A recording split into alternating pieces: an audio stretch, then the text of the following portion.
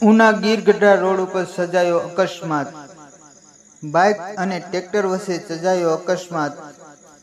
Bike ચાલક યુવાન bike લઈને ઘરે જઈ રહ્યો હતો ત્યારે અકસ્માતમાં બાઇક ચાલક યુવાનનું નીપજ્યું મોત।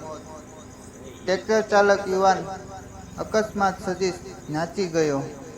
સ્થાનિક વાહન ચાલકોએ ટ્રેક્ટર નીચે દબાયેલા યુવાનને બહાર કાઢતા નીપજ્યું મોત। અકસ્માતમાં મોત નિપજનાર કુણાલ પ્રતાપભાઈ સોલંકી ઉંમર 22 વર્ષનું નીપજ્યું મોત। અકસ્માત સર્જાનાર ટ્રેક્ટરમાં પણ લાગી આગ। આગ લાગતા ફાયર વિભાગ ઘટના સ્થળે પહોંચી આગ ઉપર કાબુ મેળવ્યો। Voice of Una Husen Bhadarka. 2 minute લાગે આવી જાય, બધી કઈ વાર ના લાગે।